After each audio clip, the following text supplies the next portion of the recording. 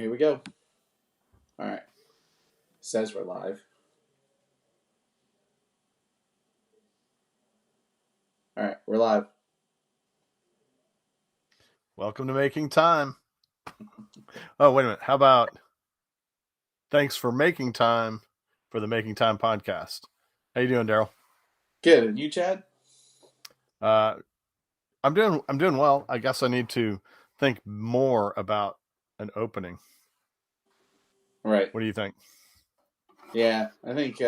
Well, you know, for those that caught the last one, the last attempt at a podcast, we talked about how we're going to do this kind of like we're going to build the plane in flight kind of deal. So yeah, Exactly.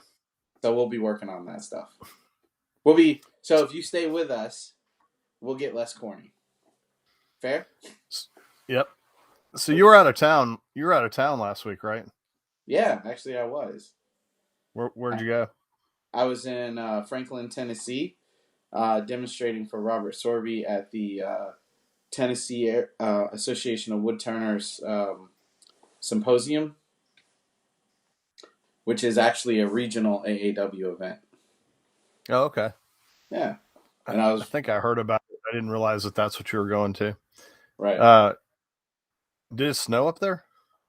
A little bit. There's a little bit of a flurry, I think, on Friday, but nothing major. It didn't stick. So I guess that's good if you're trying to travel. yeah, yeah. Um, I tell you, when I go to those, the thing that I like the most is the pop up gallery, right? So they have a big room, and they have all these tables in there, and anybody that attends, demonstrators or attendees, anybody can bring work to put out for people to see, and it's always very inspiring. I always feel like, it always gets me all jazzed up, got me all uh, wanting to rush home and fire up the lathe. I hear you. Did you post? Did you display anything yourself? I did actually. I posted two of the uh, color pencil pendants that I make, and I had a couple of little hollow forms. I really can't take anything big with me because I always fly, and Oh, TSA is not. They are not kind to my bags, so I can't take anything big. Although I did, I thought about it, and I think I might try shipping some stuff to an event maybe in the future. I was thinking Franklin's not that far for me. It might be what 2.5 hours. Um, no, it's more than that. You think? Yeah, because I did a GPS thing while I was up there, and it was almost 6 hours to Greer, South Carolina. Hmm. Franklin. It's right there, just outside of It's Nashville. 212 miles. Okay. 4 hours. It's 4 hour drive. Okay. Because I'd be going up a different way. I'd go up. I think either 985 or 85. Okay. Let's see. No, 75. Hmm. Yeah, you'd have from Greer. You'd have to go kind of across, Yeah. Well, I just searched from Greer because we're planning on moving moving to that that way. area, so Sure. just get a good idea of what we are going to be doing, what I'd be dealing with. But if we had already moved, I would have obviously driven, which would have given me an opportunity to take pretty much whatever I wanted to take. Um, Is that always where they have it? no, well, the TAW symposium is always in Franklin, always. Okay. Actually, in June is the big AAW meet, the AAW symposium, and that's going to be in Chattanooga. Okay. That's like 2 hours for me. Yeah, yeah, it's another flight for me, unless unless we've you moved by then, which is very possible. Be yeah. very because it's at the end of June, so it's very possible that we'll have moved already. So I might actually get to drive to that one, which would be nice. So um, what was I did have something else I was going to say about that, but whatever. So what did you do this weekend? Let's see. I guess probably the biggest, most notable thing is I did a video, a short video that I posted on TikTok and YouTube. I haven't posted it on Instagram yet, but I converted a cutoff tool. So this normally just has a cutoff wheel right here, Okay. and I removed it. There's a company that sells this uh, adapter, and you just basically screw that on. Then this just snaps on over it, and now you've got a battery powered belt grinder, so it's very portable. And it did really well on TikTok. I got, I want to say 500 and something thousand views in a day or two, which was kind Nice. of nice. I mean, it also added a lot of viewers. I think I got another 2,000 subscribers from that. So, one video can just really catapult your viewership. It's very nice. Yeah. I'm trying to get back into the TikTok thing, but I saw your slow mo video yeah, where you had the curls flying off. right. I had one comment. Uh, they were like shavings question mark, right? They were like, it looks to me like it's just one long shaving. Which I Was went it? back and looked at it. I could see that. It was definitely fun to watch. It's very it's like the ASMR, Hmm. only not sound. It was more visual ASMR. Right. Yeah, because I put a little music behind it. It did. It really didn't sound that great. I I was mean, it's gonna a good leave the video I was gonna leave the sound, but it didn't sound that great. It sounded like because you slowed it down. right, right. Yeah, when you slow things down, it really it does some odd things to the audio. It's funny. The previous video that I put on TikTok was me making a textured spinning top, and I Hmm. sped that one up by about 7 times, right? And I left the sound, and it actually worked out pretty good, leaving the sounds in there. The Now, it didn't do as well on TikTok, but it did pretty well on Instagram. It's so weird because sometimes I'll post a video on TikTok and it just goes nowhere, and I post it on Instagram, it does really well. And then that happens vice versa with a different video where it just totally grabs traction on TikTok and you get, half a million views. You go on Instagram, you get 200 views. They're like, hey, Instagram, what's wrong there? Yeah. I think I'm gonna try. There's so many times where I'm doing something, and I'm looking at part of the process, and I'm like, wow, that looks really cool. I'm trying to. I have more cameras in the shop, and I'm trying to like capture those things and put those things on TikTok. Just like little snippets of it. I've noticed a lot of creators that haven't been on TikTok are Hmm. now starting to get on there. Trying to think, Bob from I Like to Make Stuff has started putting content on. Matt Cremona. DeResta was initially, but he hasn't put anything lately. Yeah. Trying to think who else. Oh, Paul Jackman. A bunch of people that I've not really seen on TikTok, and it's kind of fun because it's like the only platform that I'm bigger than they are, and so now they're coming over and ruining that for me too. Good You'd for be them. alright. They do good work, but Yeah. I one of the things I wanted to talk about is probably how do you manage to keep up with all your social media accounts? The other day, yes, I don't know, yesterday, I don't know. I don't, Sometimes I feel like I got so much going on I can't even keep track of what day, what minute it is. But I was looking at Facebook, and I found that my Facebook page had a bunch of messages that I hadn't seen. You know, and it's like, it's not like I got a million followers anywhere or anything like that, but it's um, part of it is probably me having a day job. But dude, it is hard to keep up with all that stuff. I just don't know how you do it. I don't. I don't. I mean, honestly, when's the last time I put a YouTube video out? Other than a short, I've done shorts, and they get a little bit of traction, 1,000, 1,500 views, sometimes 2,000. Mm-hmm. And there's comments, but it's not that much. And then typically most of the Facebook stuff, I'm just moving something that was on Instagram over to Facebook. And I truthfully, because I've been getting such poor results on Instagram lately, I'm just like not motivated to post anything. So the reason why I've got it on YouTube and this last video on YouTube and TikTok, and I still haven't put it on Instagram. Right. I'll put it on there. I'll probably do it tonight after we get off the thing, but it's like, I don't know. It's disincentivizing, to know that you're going to put the effort in and nothing's going to come of it.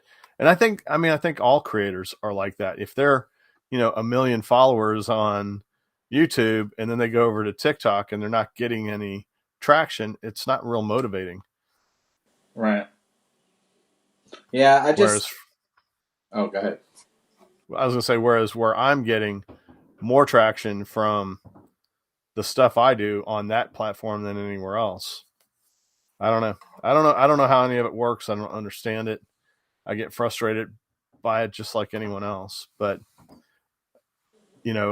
when you, like, for instance, and I don't know how somebody with a large creator following, I mean, it's impossible to answer all the comments. It just is. I mean, I have that video I just did. I mean, there's already, I don't know, 600 or 700 comments on it, which means, if I'm answering all of those, it's a struggle.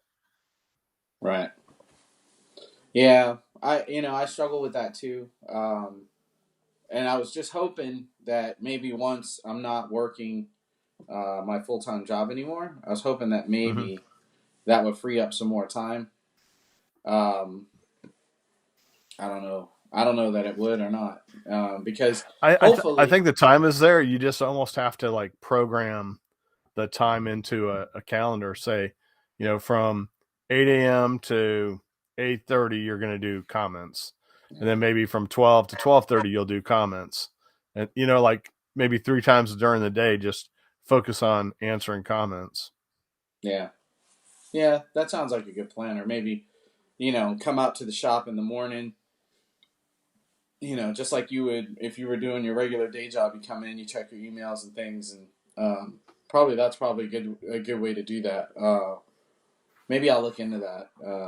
Just come in, because once I'm done with the day job, I'm looking at, I don't know, I don't know what that looks like, and going on somebody else's experience isn't necessarily applicable to mine, but I guess it's one of those deals where I'm gonna know, I won't know until I know, kind of deal.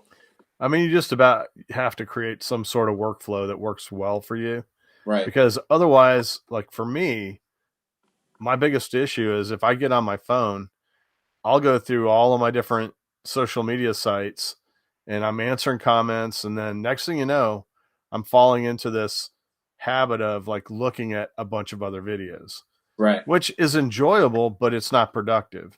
It's not getting me closer to the next thing that I want to do. Right. Yeah. Yeah, I struggle with that too, because I kind of feel like I expect people to watch my content. So I kind of feel like, to be a good steward, I should be watching other people's content as well. Should be watching and liking and interacting in the community. But it's a real hard balance. I'm not, again, I don't have millions of followers, probably not even hundreds of thousands of followers. But, my intent is to grow these things. And I'm struggling with it now, so I guess it's worth giving it a little bit of thought now, before things grow, because the whole intent is to grow my audience. So the problem's just going to compound, and I'm trying to figure out how to contend with it now, while it's more manageable. Because I guess right now, if the goal is to grow, then right now is the most manageable it's ever going to be, right? So yeah. That's a thing. That's a thing that I've been kind of concerned about. I mean, as far as just your social media, but keep in mind that 10 hours a day are spent driving to work, working, coming home from work. that frees up a lot of time.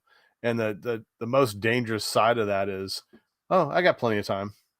And then just piddle away the time throughout the day. Right now, when you come home, you're like, I have got from this time to this time to do stuff. And so you go out in the shop and you're just racking away at what you need to do. Right. And you will find, and I've found that without some serious discipline, it's so easy to just burn away, those 8 hours that you just gained or 10 hours that you just gained. And it's not, you almost have to get into you're an employee mindset and you're coming to work and you're working for somebody that's not you. Right. Well, I've been putting a lot of thought into that too. So what my idea is I talked to my wife about this is, you know, I'm prioritizing having the shop be a separate structure from the house, right? So I want the shop to be separate. Um, have facilities, have a bathroom out there, so I don't have to come back in and out of the house, and a bathroom, a little break room, and I say break room, I use that term very loosely. It could be as simple as a refrigerator of whatever size, a little A, microwave, and a a sink. dust free space, a dust free Right. space to eat a sandwich. Right. Well, it didn't even have to be that. I mean, I could just brush it off, I guess. But just a little counter space, a little Blow microwave. it off. Yeah. A place to hold one of those propane torches to heat up my lunch, the leftovers from last night. But basically, the point is, I won't have to return to the house. So when I get up in the morning, I can go to work. You know what I'm saying? But the Mm-hmm. most important thing about that for me is I want to be able to, at the end of the day, I want to turn the lights off, lock the door, and no longer be at work so that I can spend some time with my family, right? And I'd like to set it up where at least one day a week I have time for my own endeavors as an artist, to make the things I Right. want to make, because the week will be, commissions and doing videos and fulfilling obligations to sponsors or whoever, right, during the week, just like now. I'd be doing those things, possibly traveling, things like that. So I really would like to have a day out of the week um, where I can focus on my art endeavors. The projects that I want to do that I can't shoehorn into some kind of other task for a sponsor or something like that. It's the plan. You definitely need to have some of that time. That's what brings you the joy. I mean, knocking out a bunch of obligations doesn't sound too exciting, but when No. you get to play and create, that's when the magic happens. Yeah, and you know, um, I got to tell you, this symposium that I went to, I got to tell you, dude, it was great. I get to go out and do these things and help people. It's. I don't even know really how to describe it. It's um, the thing that I really focus on is making sure that people that have invested in Robert Sorby tools, Right. making sure Right. that they understand how the tools work and that they're actually using them. Because with wood turners, anytime if you go to any person, it's just as many ladies these days as men, but you go to anybody's house that's been shop that's been returning for a while. You look at this; they got this wall of tools, right? And you look at it, it's like, holy crap! Wow, look at all these tools, man, that's awesome. Do you use all these? And they're like, nah, I just use those five right there. You know, or they got a bucket of shavings by the headstock, and there's a bunch of handles, five or six handles sticking out of it. They're like, yeah, I use the stuff in the bucket. The rest of the stuff, it just stays up there. It just lives up there, right?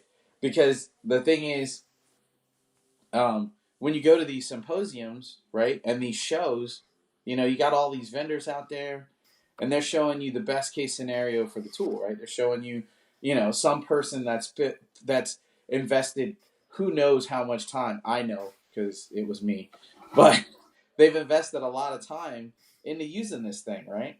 And they show it at the show, and it's like, people are all excited. They're so excited. They whip out their cards. They plunk down they plunk down the money, and they go home with this thing, and they're all excited. But they saw so much stuff at the symposium that they have no they can't remember how I said to make this thing work, and they get frustrated, right? And then it Right. just sits on the shelf.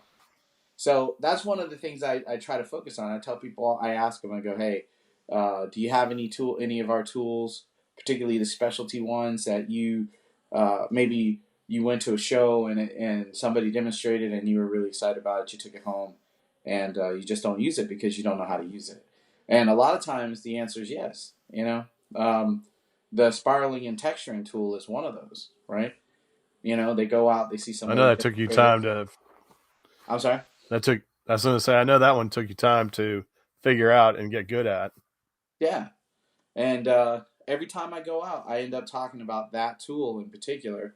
Um, that's why I was practicing the other day that video um, with the shavings was You're me making the. working. I'm sorry. You're the one where you're making a top. No, the one where I was making the shavings. The slow Oh, mo okay. video.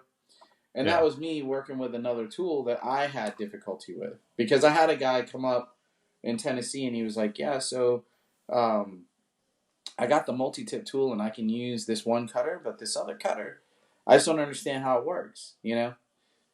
So I was explaining to him, how it works, okay, but not so much. I was explaining to him how it works, but not.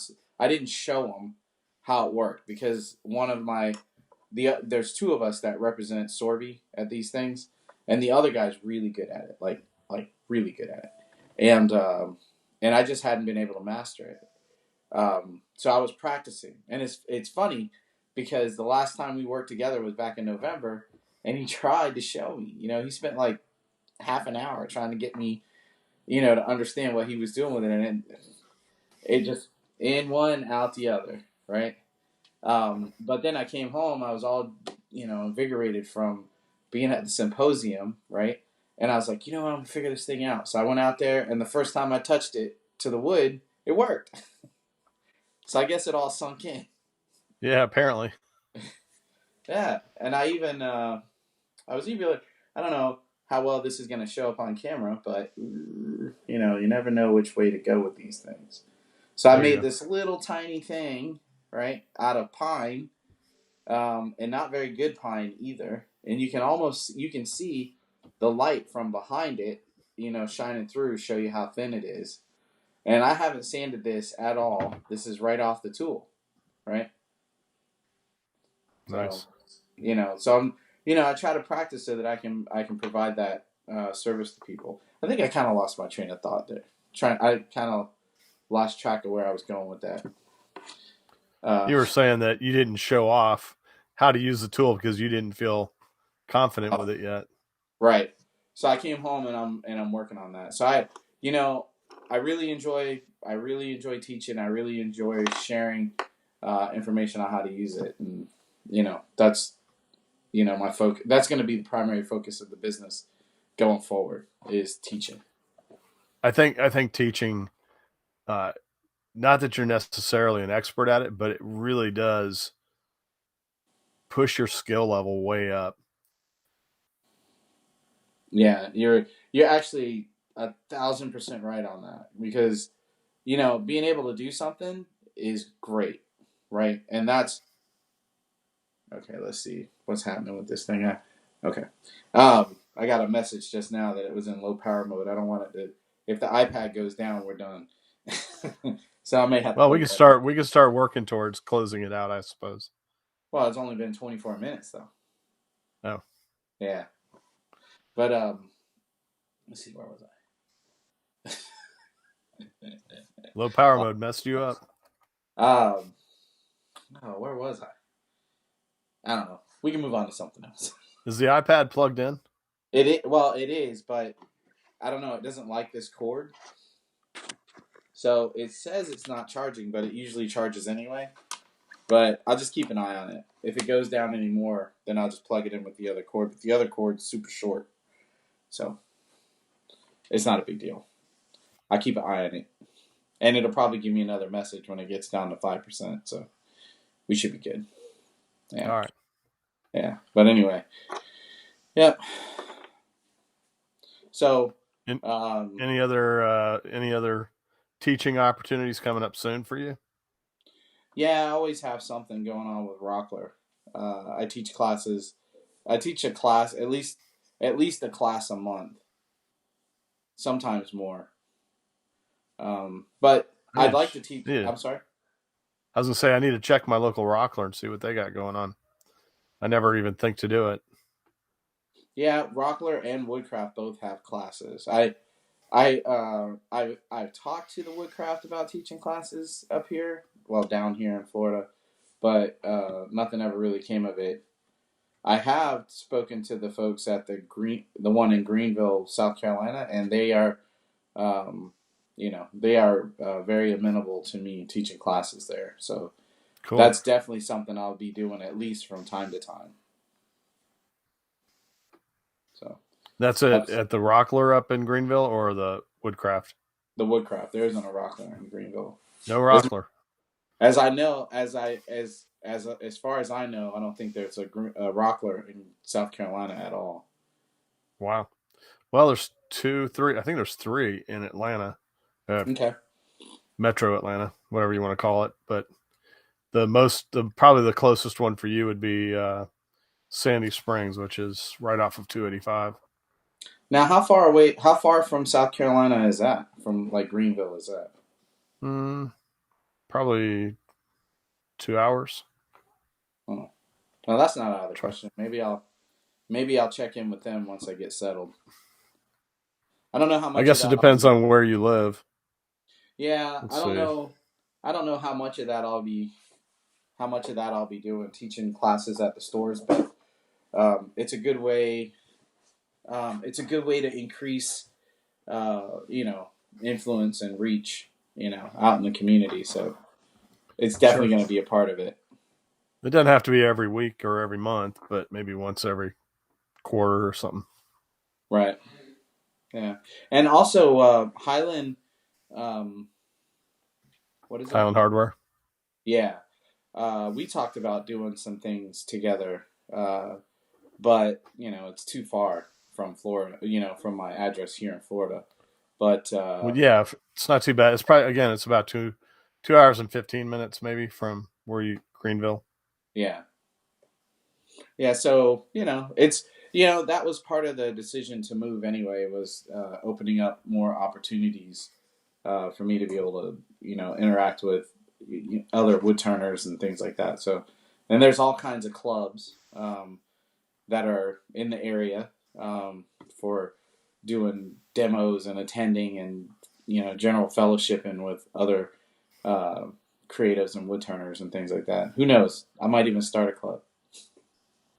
I mean, and yeah, from Greenville to Asheville is not far either. So Yeah, yeah, that's going to be really, really, really good for the business. So, and I'm not too far from my fellow podcast mate. again, yeah, 2 hours. Yeah, So, and who knows? Who knows? We may finally get the bug and move. yeah, and definitely, I think we're going to be doing some collaborative content. Have you? I'll drag you up to South Carolina and like have you get serious on the lathe, and maybe I'll come down to Georgia and Oh yeah, I would help you with definitely some of like the to metal improve my stuff. lathe. I'd definitely love to improve my lathe skills. I think the last thing I turned, I like almost knocked myself out. Hmm. Well, that's not good. And And, also, I was using punky wood off my wood pile. that's some of my favorite stuff. Problem wood. Oh, I love problem wood. Yeah, I think it was just too soft. yeah. Like punky where it just wouldn't hold on uh, to the lathe. I mean, it just wanted to come off. So I ended up turning it all the way. I don't know what happened to the thing because I didn't throw it away, but basically I was turning something to look like this, Okay. like that shape. And when I got on the inside of it, I was using one of those hollowing tools, and I almost killed myself with that too. Actually, tomorrow I'm going to be doing my YouTube live, and I'm going to be covering some rudimentary hollowing stuff. Robert Sorby came out with this new product called the Steady Pro, and it's Huh. basically like a steady rest for your tools. So likely the problem that you had is if you were making something that was deep, like a cup, then what ends up happening is, let's see, all right, let's see here if I can get this right. Okay. So what happened is this is your tool rest, right? Mm-hmm. And you got your tool on there and you're extended way out past. I was. So the cutter has a lot of leverage no matter how long your handle is, right? So it's doing this, and every time it dips, it cuts into the side on the bottom, that bottom quadrant, and it catches, right? Yep. So the thing that Sorby put out has two rollers in it, right? A lower one and a back, and the one in the back is a little higher. And what it does is it captures the bar, right? So then Oh, all okay. you have to do is worry about keeping contact with the top of the tool and the bottom of that top roller. So you actually don't have to, where you normally would put one hand in front when you're holding the tools to keep it down to the rest. You actually don't need to do that. All you have to Are do you is using all you have to Are do you is using keep that on that. the live tomorrow? Yes, I'll be using it. I got a bunch of questions about it because I made a few posts from Tennessee talking about it, and one of the folks who check out my Instagram stuff, they asked me if I would be willing to do a live about that because they were interested in they were potentially interested in it and they hadn't seen any information about it. So, and actually that person really helped me out because every week I kind of struggle with what I'm gonna do for the live. So that Yeah. really helped me out a lot. I'll definitely be checking that one out. I don't know if I'll be on the live tomorrow or not, but I'll definitely watch it even later As because a replay. Wednesday nights are date night, as you know. Okay. So, Well, I don't want to what get in time the do way. you do it? 7:30. I might be back, but probably not. Well, I don't want to get in the way of date night. No, the nothing replay, does. the replay will be waiting for you. Yeah, After it's over, the replay will be out there so you can check it out at your you, leisure. you'll But still get the view. yeah, and I'm gonna compare it to a couple other things too. The biggest thing about it is, a little preview. The biggest thing about it is that it doesn't have a lot of setup. It's just one piece, and you just drop it into the banjo in place of your tool rest, and that's Hmm. really it. You set you set the rollers, the distance of the rollers to accommodate your tool, and you set the cutting height same as you would with a tool rest, and then you're off to the races. Yeah. So So it's February 1st. You got any Valentine's Day project ideas? pendants are always good. The Pendants, wood pendants, like a circular, put a little hole in it and put it on a leather strap or something. right? Yeah, turning those super easy. I have a video. Well, shameless plug.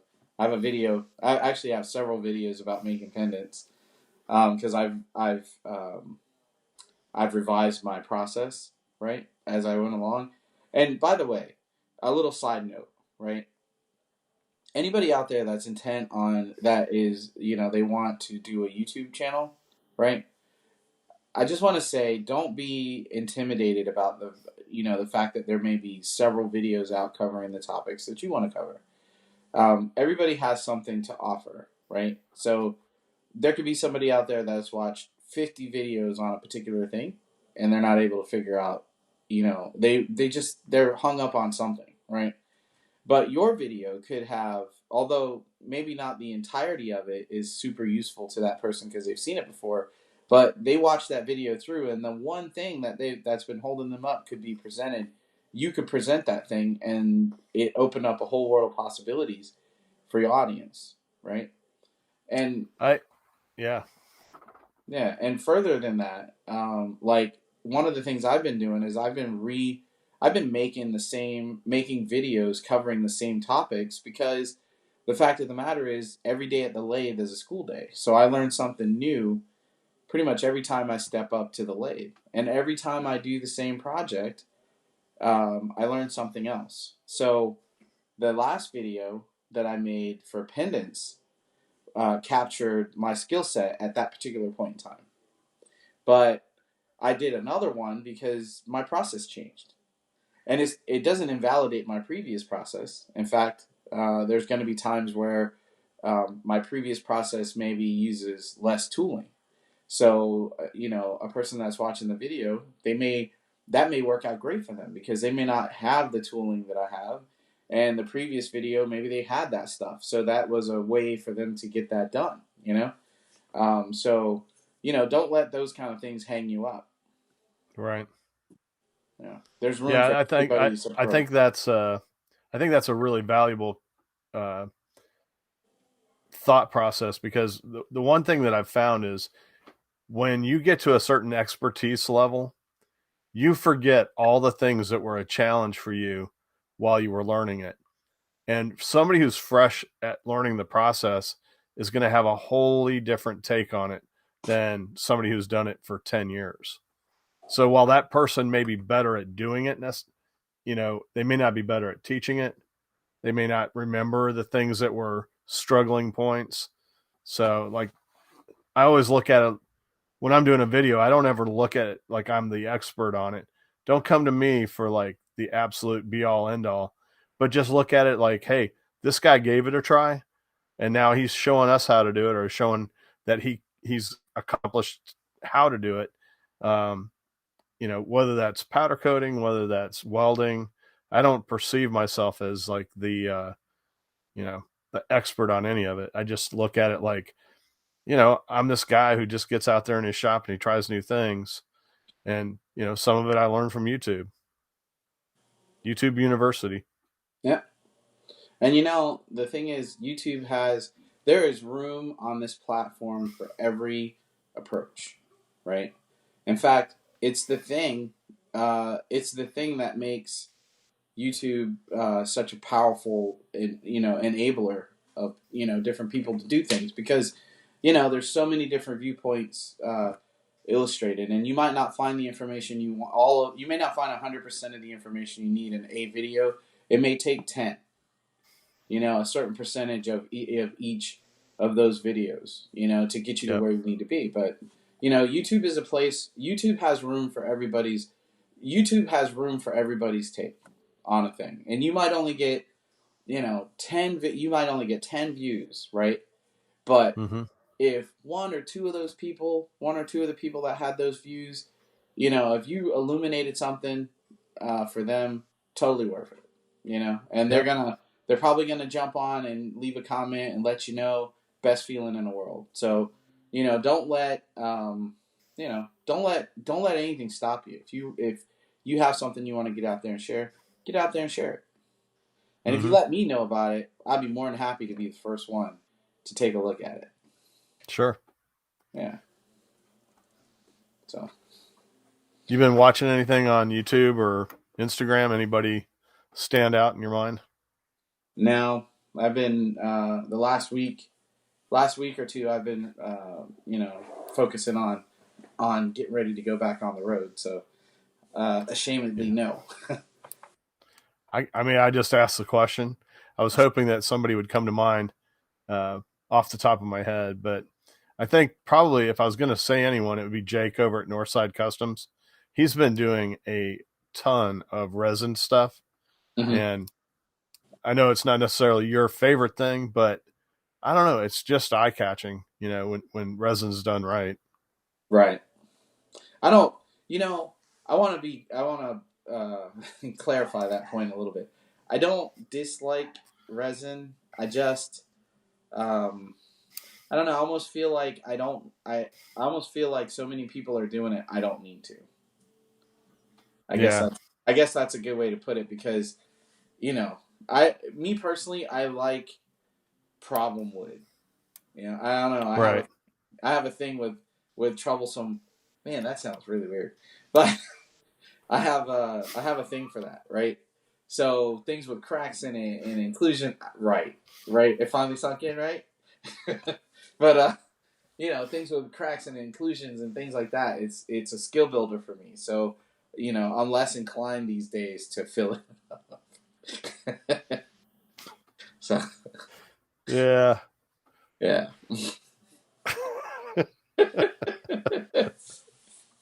All right. Oh, I'll try to avoid those kind of things going forward. it's wood turning. You can't avoid them. It's Yeah, I know. inevitable. Innuendo is a standard feature. I mean, whether it's innuendos or it's actually making something like a bottle stopper and trying to make it look like something that's not sexual. Right. Just it's a challenge. You remember A Christmas tree. Right. That's what I was thinking about the our previous podcast mate. The old Christmas tree. Are you sure that's a Christmas tree? I think he even got kicked out of a group for that. Oh my gosh. But to be fair, it didn't look a whole lot like a Christmas tree. No. I mean, it's funny because you think, well, it's a Christmas tree. It's a shape we all know. How hard is it to make? And, you get on the lathe, and if you're not doing it just right, it comes out totally wrong. Mm-hmm. And, what you saw in your mind and what appeared on that lathe is a little different. Mm-hmm. So you got to be very intentional while doing certain types of. I mean, a bowl, a bowl's a bowl. You can't mess it up. A cup. But when you start doing bottle stoppers, I mean, that's probably the worst one for me is bottle stoppers. I love making those because they're great gifts. They're not very expensive. And you can make something for somebody that's just, I mean, they get it. They're like, oh my gosh. But like, trying to create one that looks, presentable. Right. And then there's probably the right kind of party where you could, drop it off and they would appreciate it being, but I don't go to those kind of parties. So, well, let me tell you this. There's a market. Okay, so I'm going to just go ahead and warn anybody that's watching.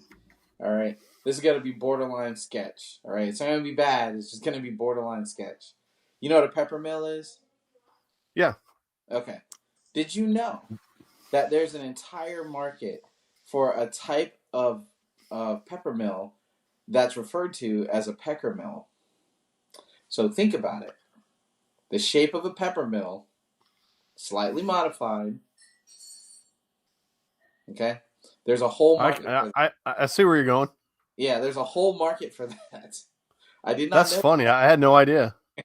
I didn't either. I had no idea. It's funny because you know Heath, right? Which one? Heath, Tasty Timbers, Heath? Tasty Timber, yeah. Okay. He was the resin guy before anybody was doing resin. Right. And anyway, when he loved having that Tasty Timber because, it kind of looks like a Jolly Rancher, and I was like, I think you totally missed your market, buddy. I said, it's too bad your name's tied to it now because you could set up a website of like totally, different types of products and they'd probably sell really well. Yeah.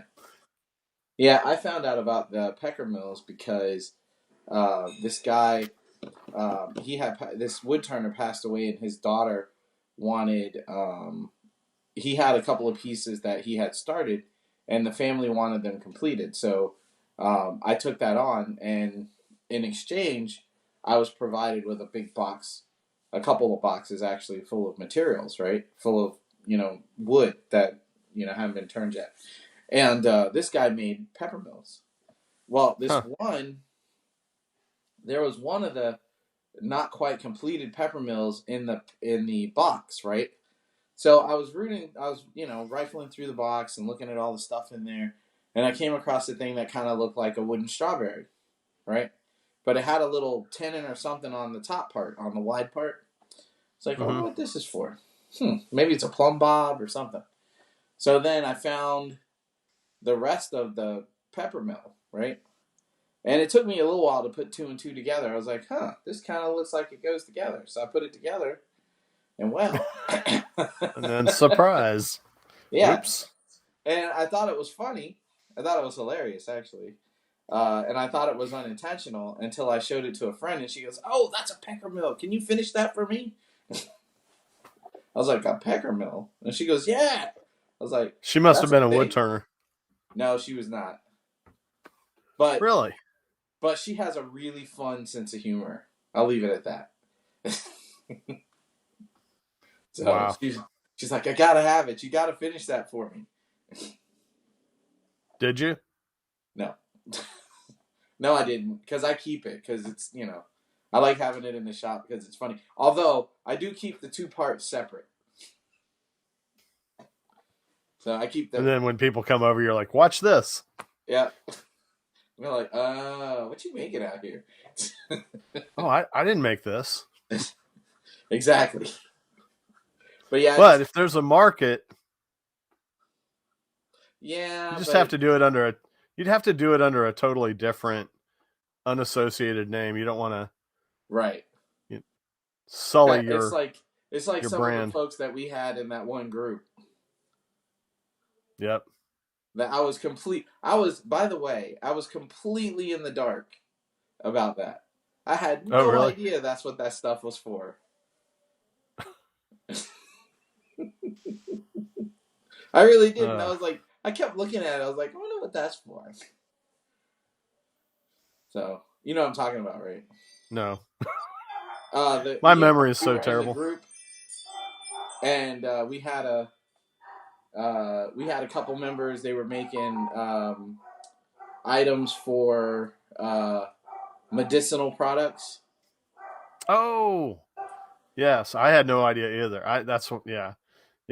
It took me a while to figure that out. You're talking about Instagram. Yeah. Yes.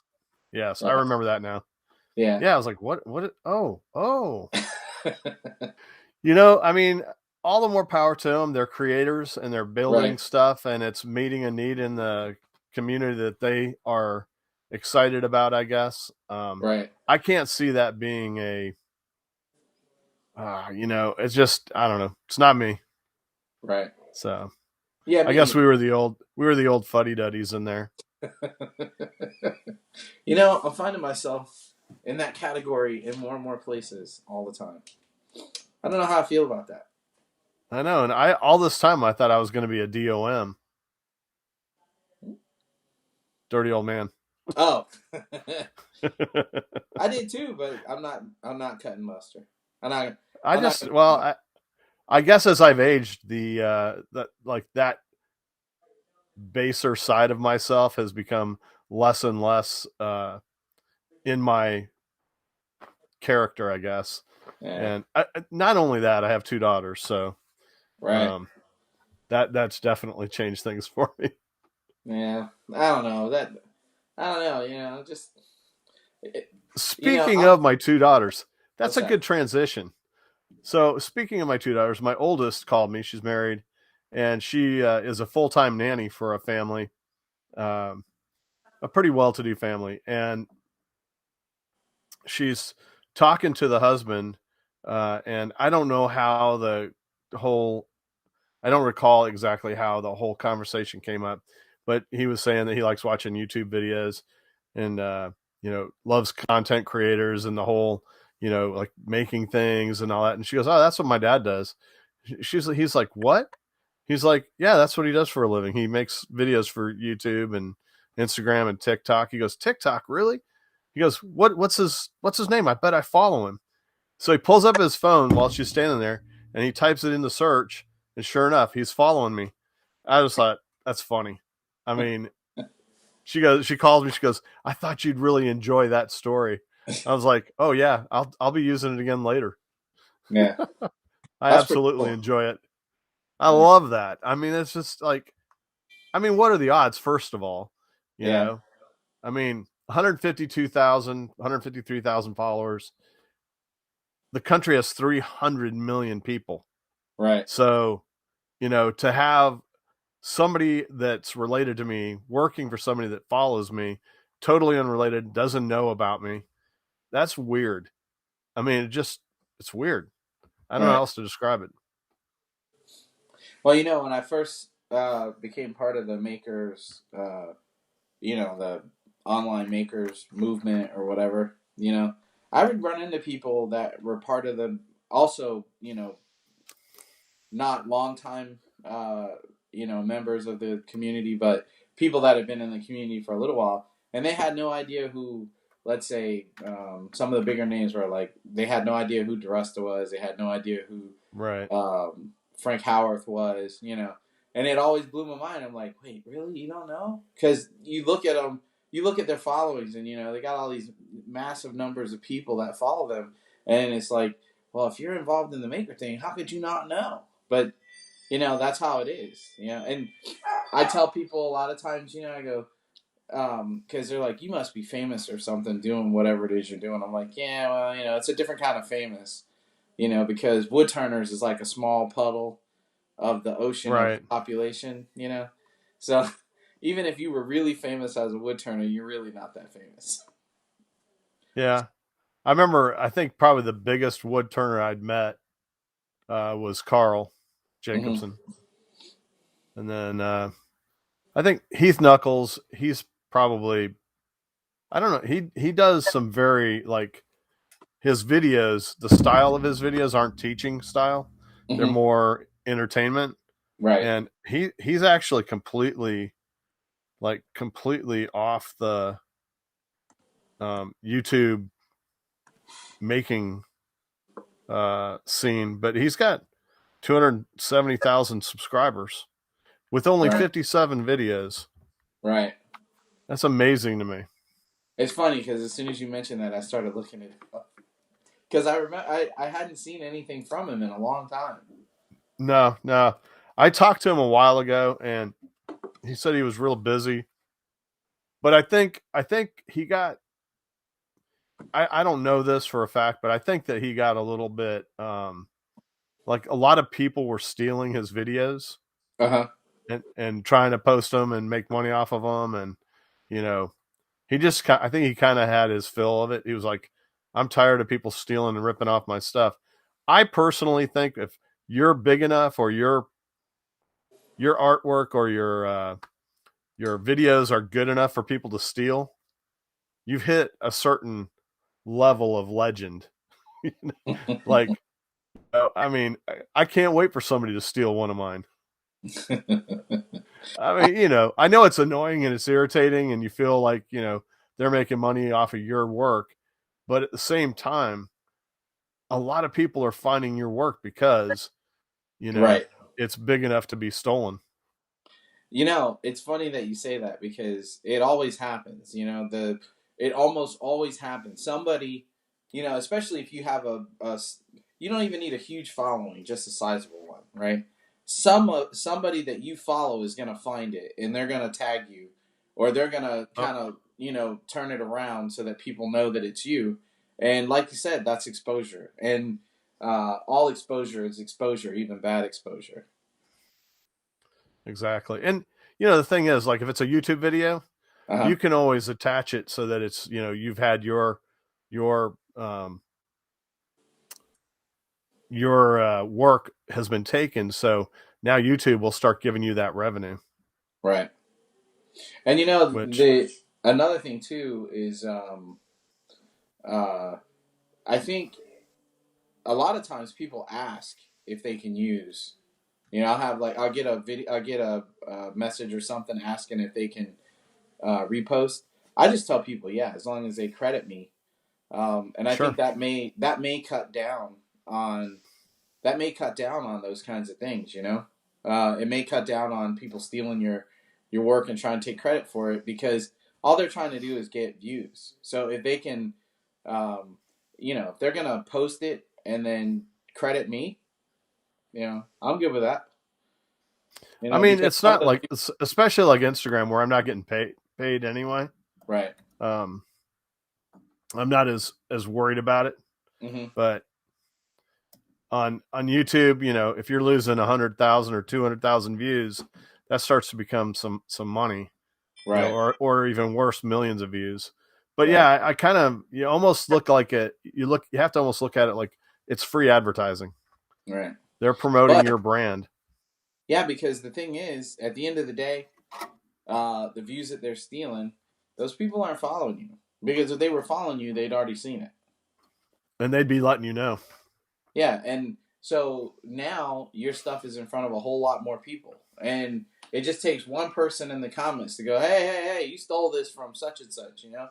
And then those people, Yep. maybe they won't come over and watch, maybe they won't come over to your channel and rewatch that video, but they'll likely come over to your channel and watch your other stuff because they're like, wow, this content's great.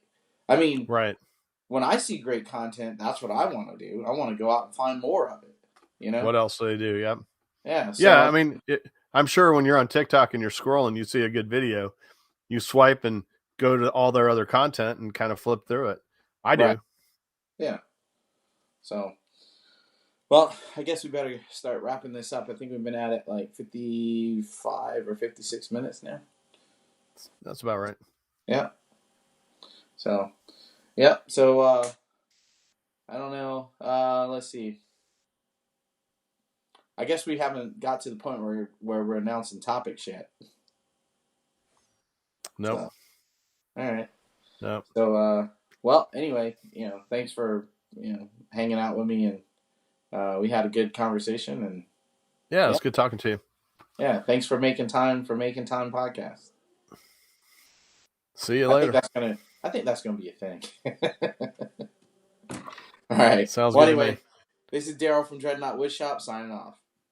All right. That's your cue. And this is Chad from